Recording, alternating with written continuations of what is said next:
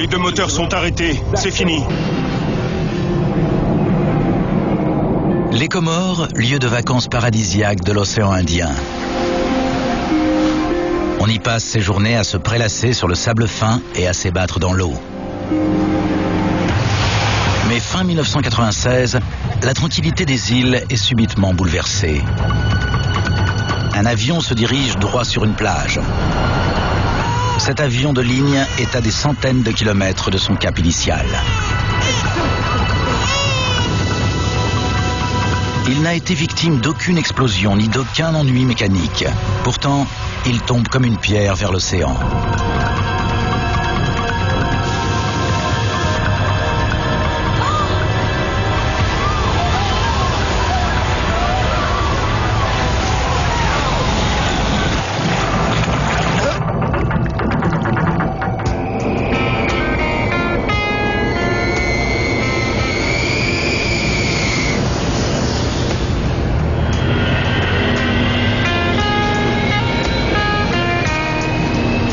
Le vol 961 d'Ethiopian Airlines s'apprête à effectuer un vol de routine entre Addis Abeba et la Côte d'Ivoire. À 42 ans, le commandant Léo Labaté est un pilote particulièrement chevronné. 7300 kilos. Réservoir central, 0. Il compte plus de 11 000 heures de vol. Carburant embarqué, 14 500 kilos. Vérifié. Le vol 961 fera un court arrêt à Nairobi, à Brazzaville, puis à Lagos, avant d'atteindre son terminus, Abidjan. L'avion dispose de juste assez de carburant pour parcourir la première étape et il est prévu qu'il fasse le plein à Nairobi. Emporter moins de carburant permet d'alléger l'avion et d'améliorer ses performances. Le commandant Léo Labaté et son copilote Jonas Mekouria s'attendent à finir leur journée de travail d'ici une douzaine d'heures, lorsqu'ils se poseront en Côte d'Ivoire. La journée était claire, le ciel dégagé, tout était parfait.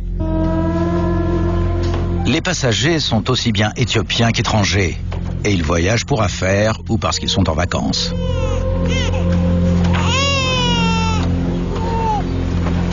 Le Kenyan Michael Odenyo, qui voyage en classe économique, est un homme d'affaires qui rentre chez lui, à Nairobi. J'ai passé tout mon vendredi à essayer d'obtenir un billet pour ce vol. J'appelais la compagnie toutes les heures. Le vendredi soir, j'ai encore appelé à 23h et on m'a répondu « Venez à l'aéroport et on essaiera de vous trouver un siège ». Donc parfois, je me dis que j'ai vraiment tout fait pour embarquer sur cet avion. Près de l'avant de l'avion, un ressortissant américain, Frank Huddle, s'installe à son tour. Il est consul général des États-Unis à Bombay. Ma femme Pam et moi avons décidé de faire un voyage en Afrique et de participer à un safari. Je voulais un vol en journée car c'est plus sûr.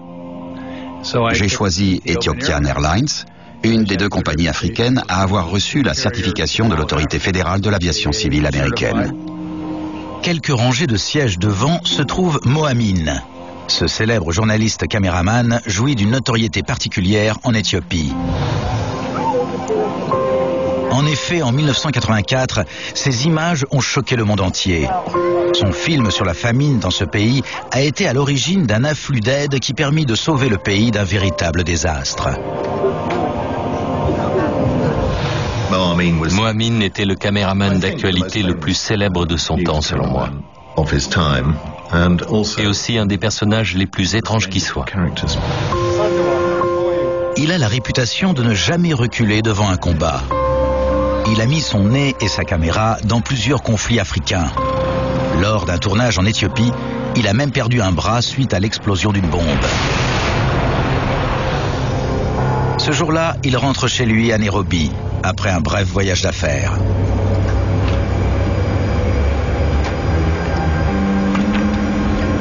À l'issue de l'embarquement, 175 personnes sont à bord.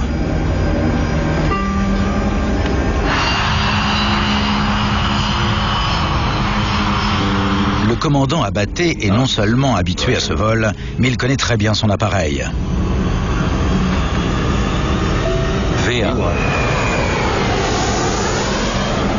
Comme d'autres membres d'Ethiopian Airlines, il appelle son avion Zulu.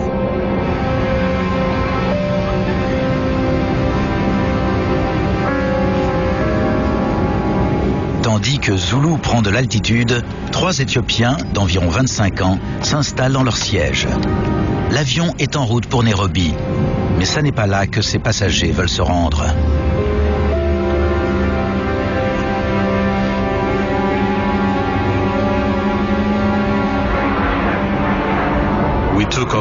Au décollage, tout allait bien. La chef de cabine nous a appelés pour savoir si on voulait boire quelque chose. Oui, merci. Café? 2. L'avion est à 12 000 mètres d'altitude lorsque les 3 jeunes Éthiopiens passent à l'action. J'ai entendu du bruit à l'arrière, des cris. Je me suis retourné et j'ai vu un homme courir vers l'avant. Il a bousculé les hôtesses de l'air.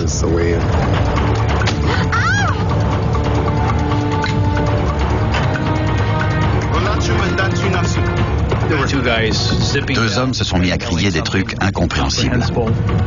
Puis un type s'est approché silencieusement juste derrière et je me suis dit, ils agissent en équipe, c'est un détournement.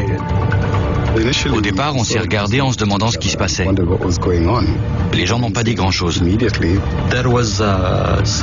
y a eu du bruit en cabine. Puis j'ai entendu les portes du cockpit s'ouvrir en claquant. Bang! 3 hommes font irruption et prennent la hache d'incendie et l'extincteur du cockpit en guise d'arme. Dehors! Dehors! Il régnait une certaine confusion à l'avant. Apparemment, ils attaquaient les pilotes. Ils étaient 3. Ils hurlaient. Ils se sont jetés sur le copilote et l'ont frappé. Debout! On est 11. Si tu ne fais pas ce qu'on te dit, on fait exploser l'avion. J'ai répondu, d'accord, ne lui faites pas de mal, je ferai ce que vous voulez. Les passagers à l'avant de l'avion sont inquiets, mais ils n'ont aucune idée de ce qui se passe. Léo Labaté est seul face aux pirates de l'air. Contrairement à la majorité des pilotes, il a une certaine expérience de ce genre de situation. Il a déjà connu 2 détournements. La première fois, c'était un vol local. 2 pirates de l'air, armés d'une grenade, sont entrés dans le poste de pilotage et nous ont contraints à voler jusqu'à Nairobi. Son 2e détournement remonte à quelques années seulement. Il était alors aux commandes d'un 737. Les pirates ont pris l'hôtesse de l'air en otage. Ils sont entrés dans le poste de pilotage et m'ont annoncé que c'était un détournement en direction de la Suède. Personne n'avait été tué ou blessé lors de ces 2 incidents. Et les 2 fois, Léo Labaté s'était posé en toute sécurité. Mais dans une région politiquement instable, les détournements constituent une réalité désagréable. Entre 90 et 96, 10 appareils d'Ethiopian Airlines ont été détournés. Sauf que cette fois, les pirates de l'air ont une exigence des plus inhabituelles. Direction l'Australie. Quoi? Emmène-nous en Australie. Je n'ai pas assez de carburant pour y aller, c'est trop loin. On peut aller à Nairobi ou à Zanzibar ou à Dar es Salaam pour faire le plein et ensuite aller en Australie. En effet, l'avion de ligne n'a du carburant que pour un vol de 3h30. Mais les pirates de l'air l'ignorent. Et sur la brochure de la compagnie, ils n'ont lu que la durée maximale de vol d'un 767. 11 heures. Il n'en faut pas plus de 10 pour rejoindre l'Australie. On n'a pas 10 heures de carburant. Ça dit 11 heures. On n'a pas tant de carburant, on ne prend que ce dont on a besoin. Ils ont cru que je bluffais. Ils étaient convaincus que l'avion pouvait voler jusqu'en Australie. Pour Léo Labaté, c'est le choc. S'il se conforme à leurs exigences, il sait que son avion s'écrasera en plein océan. Dans le cas contraire, les pirates feront exploser l'avion en plein vol.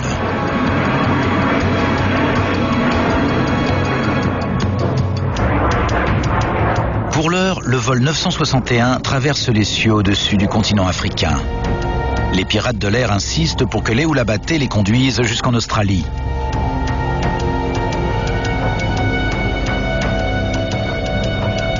Les passagers, eux, ignorent tout des exigences des pirates de l'air. La nouvelle du détournement se répand, mais sa destination demeure un mystère. Le personnel en cabine donne à manger aux enfants et continue de travailler de mieux qu'il peut. On a demandé aux hôtesses ce qui se passait et elles nous ont répondu qu'il s'agissait d'un détournement. Inquiets, les passagers attendent de voir comment la situation va évoluer. C'était comme si personne ne voulait énerver les pirates de l'air. Ils n'avaient passé personne à tabac. Ce n'était pas un détournement à la mode moyen-orientale où les pirates abattent quelqu'un pour se faire respecter. Globalement, ils fichaient la paix aux passagers du moment qu'on ne les embêtait pas. Et nous, ça nous suffisait. Voilà la jauge de carburant. Si on en avait pour 11 heures, elle afficherait 60 tonnes. Mais on n'en a pas autant, on n'a que ce dont on a besoin. Mais les pirates restent convaincus qu'ils bluffent. On a une bombe. Oui. Si tu ne fais pas ce qu'on te dit, on fait exploser l'avion. Le commandant sait qu'il n'a pas le choix. Soit les pirates font exploser l'avion s'il refuse d'obtempérer, soit le 737 tombera en panne d'essence s'il obéit. Je sentais qu'il n'avait pas vraiment de bombe, mais je ne pouvais pas m'opposer à eux. L'un d'eux avait une hache. C'était suffisant pour faire de gros dégâts. Si je mourais, tout le monde mourrait avec moi. Point final. Je veux parler aux passagers. Au bout d'une demi-heure, les pirates ont diffusé une annonce aux passagers. Ils ont annoncé qu'ils avaient pris possession de l'avion. Et que si quelqu'un tentait quoi que ce soit, il ferait exploser une bombe. Cette annonce est faite en amharique, en français et en anglais. À l'époque, la procédure voulait qu'on se plie aux instructions des pirates de l'air. C'était avant le 11 septembre. Les actions éventuelles devaient être prises à terre, pas en l'air. Les pilotes sont formés pour piloter, pas pour se battre. On suivait le scénario classique des passagers. Se tenir à l'écart et tranquille, garder son calme, laisser l'équipage se débrouiller et attendre d'atterrir. Certains passagers disaient « On va peut-être aller au Soudan, se poser et négocier. Et peut-être qu'après, ils nous laisseront partir. Ou alors, on ira peut-être ailleurs. » Mais ça n'était que des spéculations. Pendant des années, Clint Van Zandt a été négociateur en chef au FBI. Ce qui faisait que ce détournement était à part, c'était que le commandant de bord avait déjà été victime de 2 détournements. Son taux de réussite était de 100%. Il était donc sûrement enclin à se dire que celui-ci allait se terminer comme les 2 précédents, qu'il allait s'opposer et que les autorités allaient prendre le relais. Mais Abaté sait que cette fois-ci, la situation est différente. Au lieu de choisir une destination en Afrique, les pirates de l'air veulent se rendre en Australie. Et le commandant de bord sait que la traversée de l'océan Indien équivaut à une condamnation à mort. C'est pourquoi il décide d'appeler à l'aide. Je dois appeler le contrôle aérien. Pourquoi? Parce qu'on va nous demander pourquoi on change de direction. Dis-leur que l'avion a été détourné et dis-leur où on va. Contrôle d'Addis Abeba, ici. L'avion étant toujours au-dessus de l'Éthiopie, le commandant contacte Addis Abeba. Addis Abeba, ici 961. J'ai des passagers dans le cockpit. Répétez. Addis Abeba, ici 961. Nous avons été détournés. Nous devons faire route vers l'Australie. 961 Australie. Compris. Confirmé nombre de personnes à bord. 175 personnes. 961, 175 personnes à bord. Tandis que l'avion fait route vers le sud, Addis Abeba transmet le relais au contrôle aérien de l'aéroport de Nairobi. ETH, ici centre de Nairobi. Confirmez que vous vous poserez en Australie. Nous n'y arriverons pas, nous n'avons plus que 2 heures de carburant. Impossible de faire le trajet. Nous allons amérir. ETH 961, vous ne pouvez pas vous dérouter sur Mombasa? Ils ne veulent atterrir qu'en Australie, nous n'avons pas le choix. Sauf qu'une fois à court de carburant, nous amérirons. Avec 2 heures de carburant, vous n'atteindrez pas l'Australie. Pourquoi ne pas atterrir à1 minute. Léo Labatté branche le contrôleur aérien sur les haut-parleurs du poste de pilotage.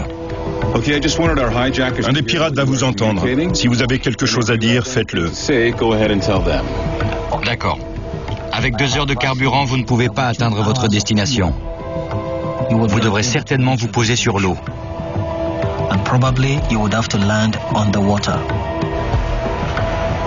Une solution serait d'atterrir à Mombasa. À vous. Pirates de l'air d'ETH 961, si vous m'avez entendu, parlez.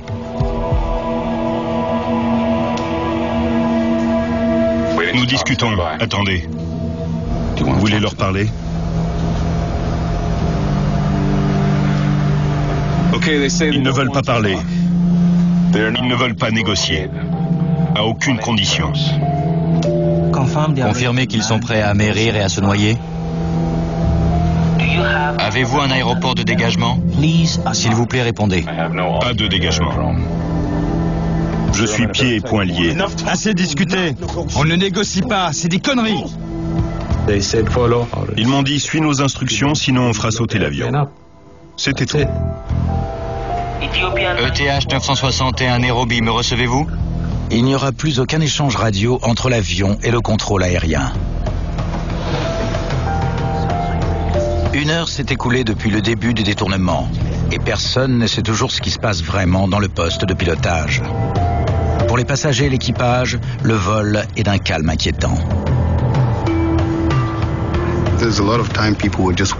Souvent, les gens murmuraient, essayant de savoir où on allait, où on nous emmenait, ce qui allait arriver. Les gens à côté de moi pensaient qu'on allait aller d'aéroport en aéroport, qu'il y aurait des négociations et qu'on serait finalement libérés.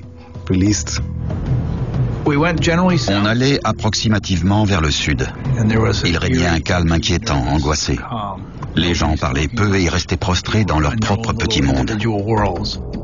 Ne disposant que d'une infime partie du carburant nécessaire pour se rendre en Australie, Léo Labatté décide d'enfreindre les ordres des pirates de l'air. À leur insu, il poursuit sa route vers le sud et non vers l'est. J'ai suivi la côte africaine, car au cas où il arriverait quelque chose, on aurait un endroit plus sûr pour amérir ou atterrir. En effet, la plupart des villes sont à proximité de la côte. Mais en jetant un coup d'œil par le hublot, les pirates de l'air comprennent qu'ils ont été dupés. Je vois encore la terre. Fais tourner l'avion. Cette fois, le commandant n'a plus le choix.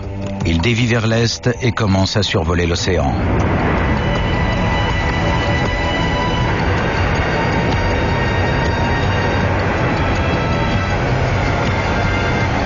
C'est alors qu'il envisage un plan de secours.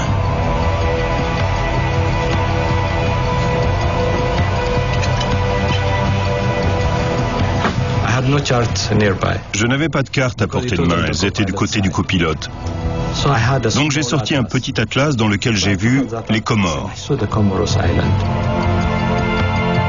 Nichés entre le continent africain et Madagascar, les Comores sont désormais son seul espoir. Il s'agit d'un haut lieu touristique de l'océan Indien. Je ne connaissais pas du tout cet endroit. Je n'avais même jamais entendu ce nom avant. J'ai mis le cap dans cette direction sur une intuition. Ces îles représentent sa dernière chance de se poser en sécurité. On est resté assis pendant des heures. J'ai essayé de lire le journal, mais je n'arrivais pas à me concentrer tellement j'étais nerveux. Je me demandais quelle quantité de carburant il nous restait, car la règle, c'est d'en avoir assez pour atteindre l'aéroport de dégagement, plus 45 minutes d'autonomie supplémentaire. Donc en gros, il devait y avoir du carburant pour 3 heures. Et passé ce délai, j'ai commencé à m'inquiéter. Soudain, une alarme rompt le silence tendu qui règne dans le poste de pilotage. Elle signale que l'avion n'a plus de carburant que pour une petite demi-heure. Je dois avertir les passagers. Pas question. Vous savez ce que je vais leur dire? Que je ne contrôle plus rien et qu'on va s'écraser. Tu veux mourir? De toute façon, on va mourir. Alors on te bute. Finis les parlottes. T'inquiète pas, j'ai la hache.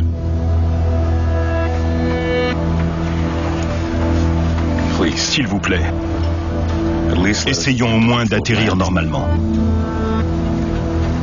Je mourrai avec lui. Je lui montrerai que j'ai du cran. C'est fini. On va mourir ensemble.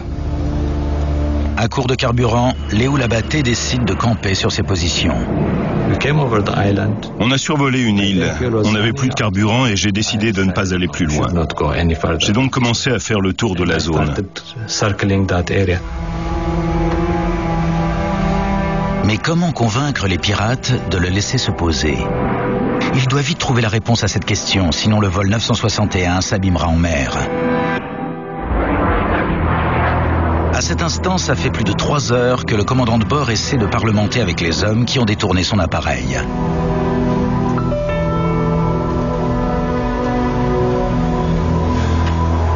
Un aéroport des Comores est encore à sa portée, mais les pirates de l'air refusent toujours obstinément de négocier.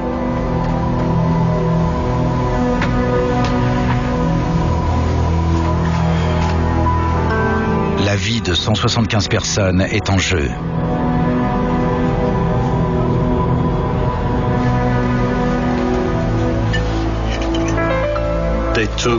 Ils ont pris du whisky dans la boutique des taxes et ils voulaient me faire boire, mais j'ai refusé.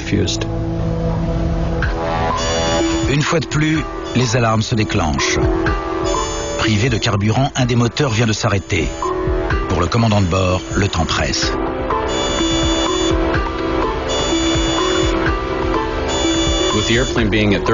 Quand l'avion est à 39 000 pieds en vitesse de croisière, ces 2 moteurs ne peuvent pas tomber à court de carburant en même temps. Il y a un décalage entre les 2 interruptions. Là, le moteur droit s'est arrêté en premier. J'ai remarqué que le bruit du moteur était différent. En fait, il n'y en avait plus qu'un qui fonctionnait. Il faisait un bruit beaucoup plus grave. Le commandant suit la procédure d'urgence habituelle. Il met en marche l'APU, le groupe électrogène auxiliaire. Cet appareil fournit un apport supplémentaire en électricité en cas de défaillance d'un moteur. La plupart des passagers ignorent à quel point la situation est devenue critique. Mais leur commandant, lui, sait que l'avion est en grand danger. J'ai perdu un moteur à 39 000 pieds, une altitude à laquelle je ne peux pas me maintenir avec un seul moteur. Ne bénéficiant plus que de la poussée d'un seul moteur, l'avion ralentit. Comme à une vitesse réduite, les ailes n'offrent plus autant de portance. Le commandant doit descendre à une altitude où l'atmosphère est plus dense. À ce niveau, les ailes fournissent une portance plus importante qui permet à l'avion de maintenir son niveau de vol. L'avion continue de descendre. Avec un seul moteur et malgré la perte d'altitude, il peut encore atteindre les Comores. Il y a un aéroport dans la capitale, Moroni. Si le commandant parvient à convaincre les pirates de l'air, il peut encore s'y poser. On a perdu 1000 pieds. Quand un moteur s'arrête, l'avion descend. Que ça vous plaise ou non, il descendra. Une fois seul, le commandant Abatté prend un gros risque, celui de décrire à ses passagers la situation dans laquelle ils sont. Mesdames et messieurs, ici votre pilote. Nous n'avons plus de carburant et nous venons de perdre un moteur. On va s'écraser. Lorsque le pilote nous a dit qu'il n'y avait pas d'autre alternative que s'écraser, nous avons finalement compris que c'était une question de vie ou de mort. Le commandant appelle également à l'aide. Nous avons perdu un moteur. Il veut que les passagers maîtrisent les pirates, afin que lui puisse poser son avion. Je demande à tous les passagers de réagir face aux pirates. Merci. Il sait qu'il prend un risque énorme. Même si je ne m'attendais pas à une réaction en cabine, je devais faire mon travail. C'était ce que je devais faire, m'efforcer de contrôler l'avion. Tandis que le commandant attend que ses passagers passent à l'action, ces derniers sont plus déboussolés que jamais. Il nous a demandé de réagir face aux pirates de l'air. C'est une drôle de tournure de phrase. Personne n'a réagi. Je crois que ça tient entre autres à la façon dont il a formulé sa demande. Ce n'est pas comme ça qu'on demanderait à quelqu'un d'attaquer un individu. Mais il l'a également dit de façon à ce qu'eux ne remarquent rien. Malgré tout, un passager a compris le message. De toute sa carrière de caméraman, Mohammed n'a jamais reculé devant un obstacle. Il se dirige vers la classe économique à l'arrière de l'avion. C'était un homme qui avait passé 20 ou 30 ans dans certaines zones de guerre les plus dangereuses du monde, qui avait été passé à tabac, qui s'était fait tirer dessus, qui avait été jeté en prison. C'était un mal dominant, si vous voyez ce que je veux dire. Il pouvait convaincre n'importe qui de faire n'importe quoi. Il a fait semblant d'aller aux toilettes, puis il est revenu, et au passage, il a parlé à des gens qui étaient 3 ou 4 sièges devant moi. Vu ces gestes, il les incitait à se rebeller contre les pirates de l'air. Avec votre aide, on peut les battre. Ils ne sont que 3. Venez. Venez. On ne savait pas ce qui pouvait arriver, de quoi ces individus étaient capables. En plus, ils avaient dit qu'ils feraient sauter l'avion si quelqu'un tentait quelque chose. Il faut toujours évaluer la situation. Vais-je l'améliorer ou la faire empirer? Qui est prêt à prendre le risque de voir une action précipitée inciter éventuellement le pirate de l'air à faire détonner son engin explosif et à tuer tout le monde à bord? Finalement, les passagers décident de ne rien tenter et le commandant de bord reste seul face aux pirates de l'air. Dans le poste de pilotage, ces derniers essaient d'actionner les commandes pour tenter de faire voler l'avion. On descend? Ne vous inquiétez pas, je n'y suis pour rien. Par accident, un des pilotes débranche le pilote automatique et l'avion se met à virer fortement.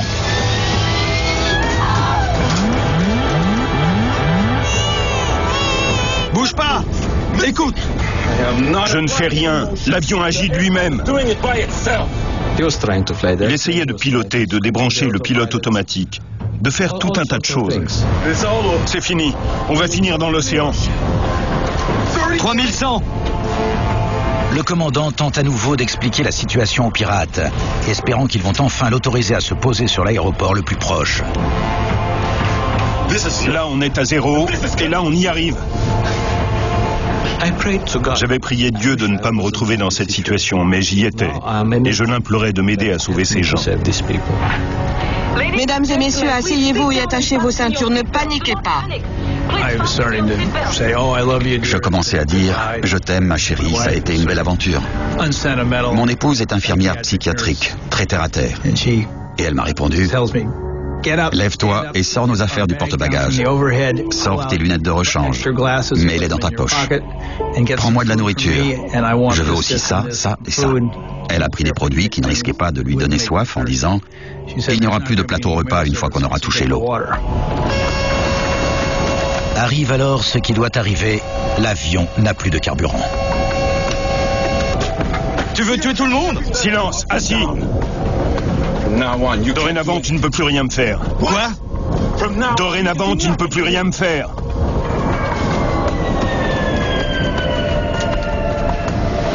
L'autre moteur s'est arrêté et tout est devenu calme. Puis, il a commencé à faire chaud en cabine.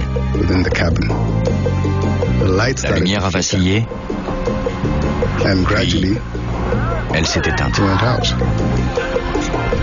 Ça y est, les 2 moteurs ont lâché. C'est ce que tu voulais? L'avion vient de se transformer en planeur de 100 tonnes. Il est à court de carburant et Léo Labatté à court de solutions. Dès lors, l'amérissage est inévitable.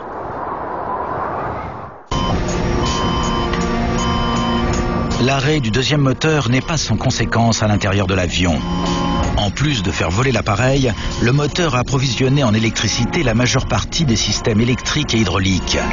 Sans moteur, les écrans d'ordinateur, le pilote automatique et bien d'autres équipements cessent de fonctionner. Malgré tout, un système de secours tout simple permet au pilote de conserver un semblant de maîtrise sur son avion. La rate, l'aéropompe est l'ultime recours en cas de panne de tous les moteurs. Une petite trappe s'ouvre automatiquement et une petite hélice se déploie. L'air la fait tourner comme un moulin à vent, ce qui produit juste assez d'électricité pour les commandes et les instruments principaux, comme l'indicateur de vitesse R. Comme tout était éteint, il n'y avait plus d'alimentation électrique ou hydraulique, et les commandes étaient lourdes. Mais la turbine ne fournit pas assez d'électricité pour permettre au pilote d'actionner les volets qui ralentissent l'avion à l'atterrissage. Où qu'il se posera, le commandant Abaté le fera donc à une allure dangereusement élevée. Personne n'est entraîné pour atterrir ou amérir sans moteur. Au-dessus de l'eau, il faut des instruments de vol précis. Or, je n'en avais aucun. Privé de moteur, un avion de ligne plane en perdant 1000 mètres d'altitude tous les 18 km et demi parcourus.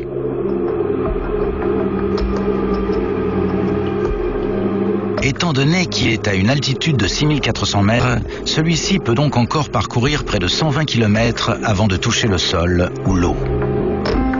Un des éléments que le commandant doit prendre en compte à ce moment-là, c'est l'arrêt des deux moteurs. L'avion va tomber, le tout est de savoir où, et c'est lui qui va le décider. C'est une situation particulièrement dangereuse à laquelle peu de pilotes ont été confrontés. En 1983, un autre pilote de 767 s'est retrouvé dans le même guêpier.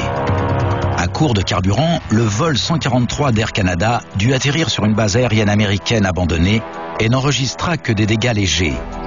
Si les conditions le permettent, un atterrissage, même sans moteur, reste possible.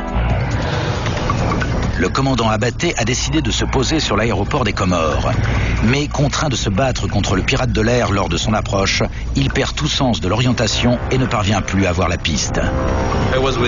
J'étais à proximité de l'aéroport, je l'ai gardé à l'œil en permanence, mais en me battant contre les commandes, j'ai perdu tout sens de l'orientation. J'étais perdu.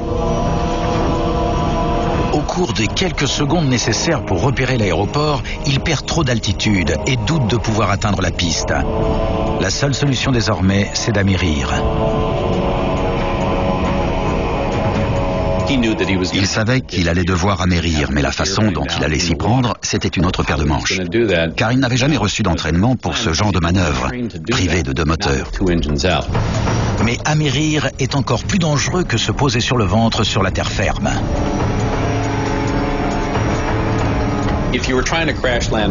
Lorsqu'on se pose dans ces conditions sur la terre ferme, il y a une surface solide sur laquelle l'avion peut se déplacer. Sur l'eau, cette surface n'existe pas. L'avion va toucher l'eau et tôt ou tard, il va s'y enfoncer. Et à ce moment-là, il s'arrête instantanément. En essayant de se poser, le commandant Abaté est confronté à des problèmes sans précédent. Les avions comme le DC-9 ont un fond plat qui leur permet de glisser en surface et de ralentir progressivement. Mais le 767 est équipé de moteurs suspendus. Ils vont faire office d'écope géante et accumuler de l'eau. Et la force ainsi générée va disloquer l'appareil.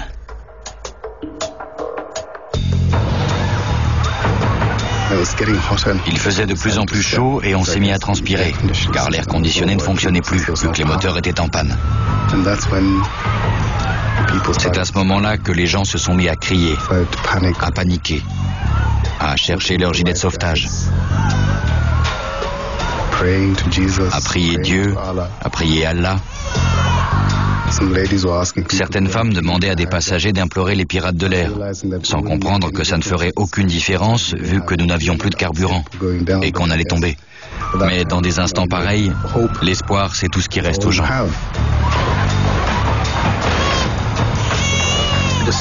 L'avion descendait rapidement. Il a fait 2 grands virages serrés à droite et à gauche en raison de la bagarre pour les commandes. C'est ma responsabilité. Les passagers doivent savoir ce qui se passe. Descends et accélère. Ça ne changera rien. S'il vous plaît. De toute façon, on va mourir.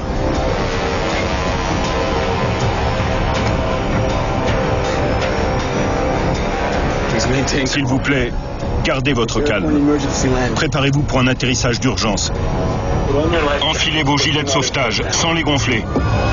Certains passagers n'entendent pas les instructions du commandant ou décident de ne pas obéir. Et ils gonflent leurs gilets.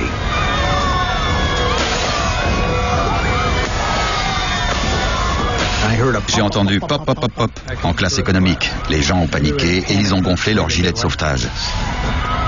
Je me suis levé et je leur ai dit de ne pas le faire à l'intérieur de l'avion. À l'avant, Mohamed tente une dernière fois de négocier avec les pirates de l'air.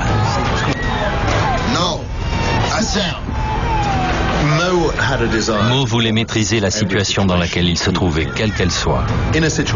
Donc dans un moment pareil, il ne pouvait que parlementer avec les pirates de l'air. Je suis sûr qu'il devait inciter les autres passagers à s'en prendre à ces individus. Mais ces efforts restent lettre morte. Les pirates de l'air semblent déterminés à laisser l'avion s'abîmer en mer. C'est alors que pour la première fois depuis le début du détournement, le commandant Abaté reçoit de l'aide.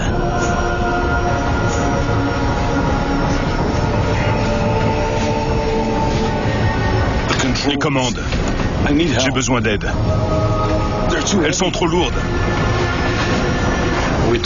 On leur a dit, les gars, c'est la dernière extrémité. Vous devriez vous asseoir et attacher vos ceintures. Mais ils ont refusé. Jamais je n'aurais pensé qu'un jour je devrais amérir, que je perdrais 2 moteurs et que je devrais en arriver là. Je n'avais jamais pensé que ça m'arriverait. Dans les dernières secondes, j'ai regardé par les hublots des deux côtés et j'ai vu de l'eau. Je me suis mis en position de sécurité. Plein de choses vous passent par la tête. Comme je suis né dans une famille chrétienne, j'ai dit une dernière prière, en espérant que s'il existe un paradis, je serai du bon côté.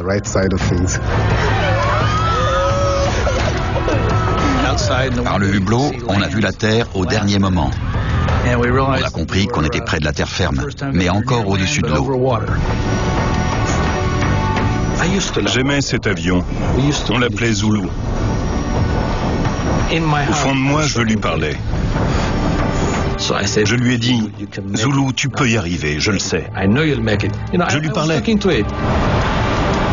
Sur la plage, les touristes restent bouche bée. Mais certains filment l'événement dans toute son horreur avec leur caméscope. L'avion vole à plus de 370 km/h au moment où il touche l'eau. La première secousse a été assez légère et j'ai poussé un soupir de soulagement. Dès qu'on a touché l'eau, ça a été assez violent.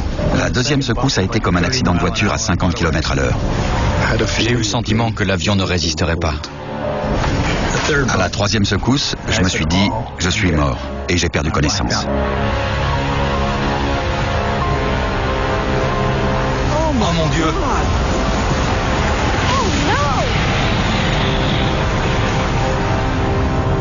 L'amérissage a été très chaotique. L'avion s'est disloqué en 3 tronçons.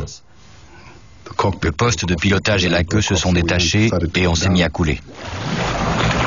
L'eau s'est engouffrée dans la carlingue des deux côtés. Les passagers qui ont survécu à l'impact s'efforcent de s'extraire de l'épave. Mais au fur et à mesure que l'eau monte, ceux d'entre eux qui ont déjà gonflé leur gilet de sauvetage se retrouvent piégés. L'eau les repousse en effet contre le plafond de la carlingue.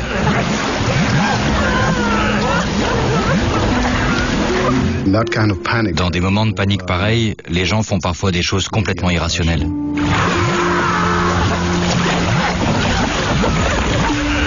Les gilets de sauvetage rendent la nage sous l'eau particulièrement difficile. Et beaucoup de passagers ne parviennent pas à sortir de la cabine qui commence à couler. L'avion était rempli d'eau. Je n'ai pas peur de l'eau. J'ai fait de la natation en compétition à l'école. J'ai attrapé ma ceinture, mais je n'arrivais pas à trouver la boucle. En passant la main jusqu'à mes genoux, je l'ai trouvée et je l'ai détachée. Puis j'ai poussé sur mes jambes. J'ai regardé vers l'arrière de l'avion et j'ai distingué de la lumière. J'ai donc nagé dans cette direction.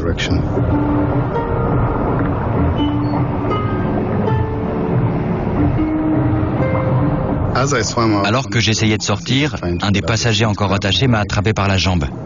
Et je me suis dit, mon Dieu, il va me faire me noyer. Mais je ne me suis pas débattu, et cette personne m'a lâché la jambe. Je suis reparti vers l'arrière de l'appareil, puis je suis remonté à la surface.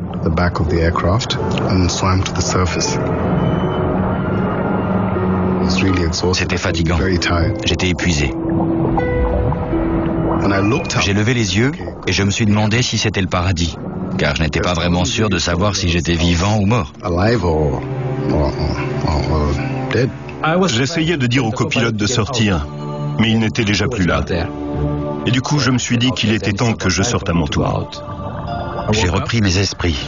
Je flottais et je me suis dit, je suis vivant. J'ai cherché ma femme qui était assise à ma droite, mais elle n'était plus là. Ça m'a fichu un coup. J'ai regardé à gauche et elle était là. Elle avait fait le tour. On flottait dans l'océan et on voyait une falaise dépourvue d'habitation. C'était sûrement une île tropicale. C'était comme dans un film. Quand je suis arrivé en surface, j'ai vu des bateaux de touristes, de beaux voiliers, et je me suis dit que je devais encore être sur Terre.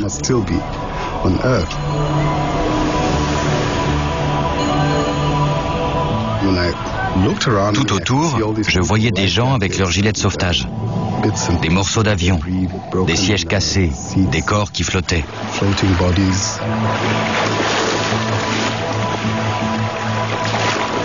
En nageant vers la plage, je suis tombé sur un passeport kényan. Je me suis arrêté, je l'ai ouvert, et figurez-vous que c'était le mien. Je l'ai pris, je l'ai mis dans ma poche et j'ai recommencé à nager. Michael Odenyo nage jusqu'à une palette de cargaison sortie de la soute. Il se hisse dessus pour attendre les secours. L'avion est détruit en plusieurs morceaux. Je voyais des débris tout autour de moi, la queue de l'avion au loin. Je ne m'attendais pas à ce qu'une chose pareille arrive. J'espérais faire évacuer les passagers et moi-même en toute sécurité. Léo Labaté est en sécurité, mais il n'a encore aucune idée de la chance qu'il a eue. Il ignore combien de ses passagers ont survécu, ni ce qui est arrivé aux pirates de l'air.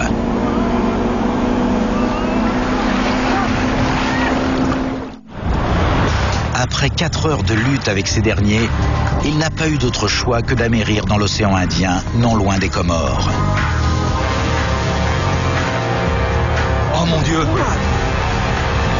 Zulu n'a pas résisté à cette manœuvre désespérée, mais le talent de son commandant a peut-être sauvé la vie de nombreux passagers.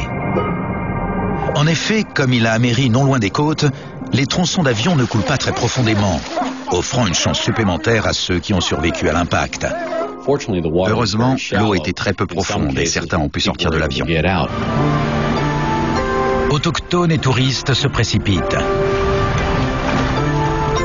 Un groupe de plongeurs qui a bien failli être percuté par l'avion participe au sauvetage. Coup de chance supplémentaire, des médecins français qui sont descendus dans la station balnéaire apportent les premiers soins. Sur les 175 personnes présentes à bord de l'avion, 50 survivront à l'accident. Sans la présence d'esprit de Léo Labaté, ce bilan aurait été bien pire. Privé de moteur et dans l'incapacité d'utiliser les volets, il a améri à 370 km/h, soit à plus de 100 km/h au-delà de la vitesse d'atterrissage normale d'un 767. Une fois que le commandant a eu pris la décision d'amérir, le mieux qu'il pouvait faire, c'était de maintenir l'avion aussi près que possible du rivage. Il a aussi essayé d'amérir aussi doucement que possible. Au dernier moment, il a viré pour essayer de se poser parallèlement aux vagues au lieu de les percuter. Mais dès que l'avion a touché l'eau, le commandant n'a plus aucun contrôle sur lui. À l'amérissage, l'aile gauche a touché l'eau en premier. Les moteurs suspendus imposants du 767 s'enfoncent aussitôt, faisant pivoter l'avion. L'avion a pivoté autour de son aile gauche. Une grande quantité d'énergie s'est dissipée très rapidement. Et c'est elle qui a provoqué la dislocation. L'appareil s'est coupé en 4 ou 5 segments, ce qui explique le grand nombre de victimes. Mais la panique n'est pas étrangère à ce nombre élevé de décès. Sans tenir compte des instructions de Léo Labatté, beaucoup de passagers ont gonflé leur gilet de sauvetage prématurément. Le gilet vous fait flotter et remonter. Et il peut parfois empêcher les gens de s'extraire de leur siège. Certains étaient encore attachés à leur siège lorsque l'avion a coulé. Et ils se sont malheureusement noyés.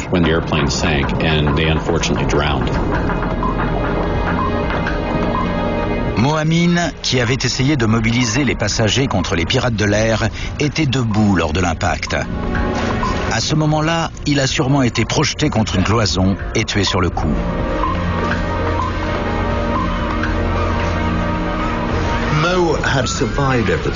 Mo avait survécu à tout, il avait plus de 9 vies. L'idée selon laquelle il devait se trouver sur un vol ordinaire et qu'il soit rattrapé par un fait divers sur lequel on ne lui avait pas demandé de travailler est horriblement ironique. Les pirates de l'air qui ont refusé de s'asseoir lors de l'amérissage ont eux aussi trouvé la mort.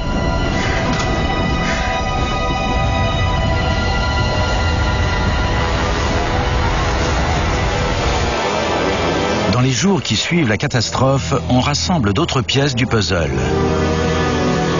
En dépit des affirmations des pirates qui prétendaient être 11, il s'avère qu'ils n'étaient que 3. Mais qui étaient-ils et quel était leur mobile?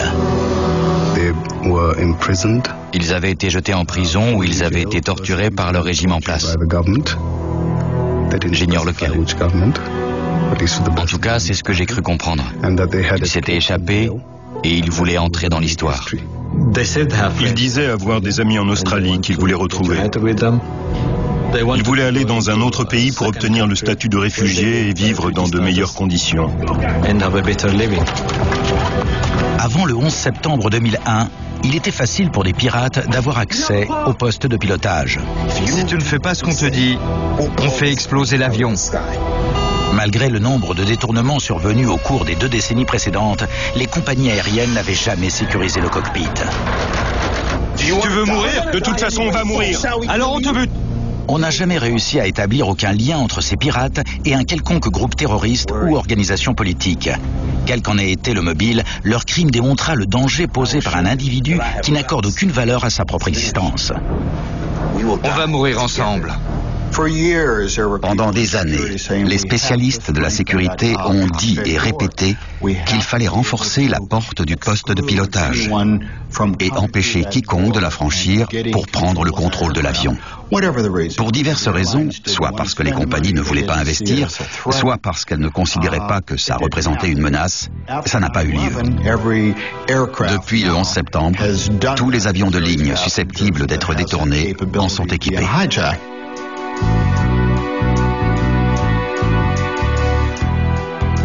Rien n'est inévitable. Personne n'est immunisé contre tout. Il y a peut-être une chance sur 1 million, mais ça peut arriver.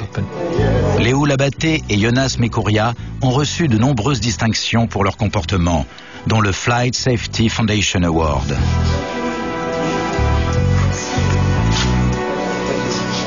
J'ai dit, je suis content d'être en vie. Et ces récompenses étaient le signe qu'on comprenait ce que j'avais vécu. Malgré ce calvaire, le commandant Léo Labatté et l'OPL Jonas Mekouria ont repris leur travail chez Ethiopian Airlines.